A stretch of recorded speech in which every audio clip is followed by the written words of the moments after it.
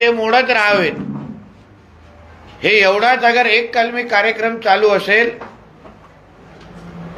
तर प्रशासन म्हणून, पोलीस म्हणून मी या निमित्ताने त्यांना परत एकदा आवाहन करीन पोलिसांना की असलेला कोर्टाची ऑर्डर अगर तुम्ही पाळणार नसाल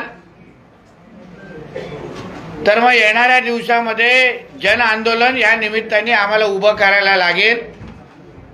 सरकार आमचं आहे, पोलीस खातं आमचं आहे। मग याबद्दल जे काही डिपार्टमेंटमध्ये असे सडके आंबे आहेत किंवा नाशिकच्या भाषेमध्ये सडके द्राक्ष आहेत तर त्यांना आम्हाला बाजूला करण्याचं काम आमच्या गृहमंत्री साहेबांच्या माध्यमातून करायला लागेल। हे हिंदुत्वाचे विचाराचं सरकार आहे। इथे अगर हिंदू समाजाला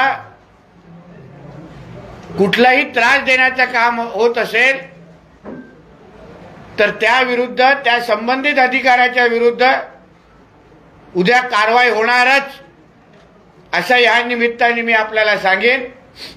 त्याचबरोबर मोठ्या प्रमाणामध्ये लँड जिहादच्या नावाने अतिक्रमण शहरामध्ये वाढत चाललेली आहेत।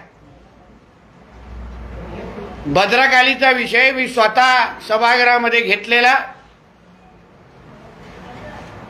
रात्री बेरात्री तिथे अर्ध शटर उघडं करून रेस्टॉरंट उघडे आहेत, बार चालवले जातात। काही मुलं किंवा काही ते जे काही ड्रग विकणारे आहेत बाईकच्या मागच्या सीटमध्ये एमडी सारखा ड्रग विकण्याचे पण व्हिडिओ माझ्याकडे आहेत।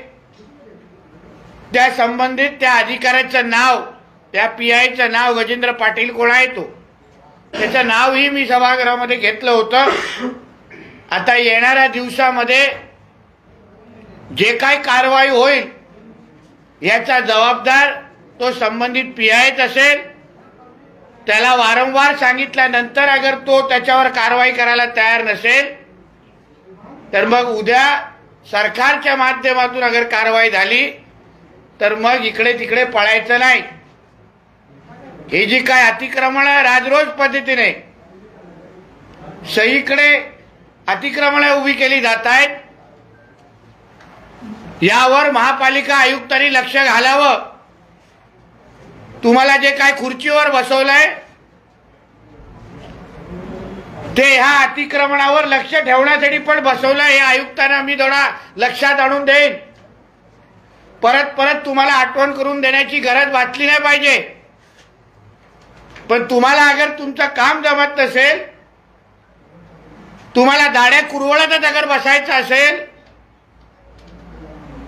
या जिहाद्यांना तुम्हाला मदतच करायची असेल तर मग त्या पद्धतीची ऍक्शन घेण्याची तयारी ही आमची सरकारची आहे। या गेल्याच अधिवेशनामध्ये आपण सगळ्यांना अनुभव आला असेल की कुठल्याही बाबतीमध्ये जिथे हिंदू समाजाचा विषय येतो तिथे आमचं सरकार तडजोड करत नाही।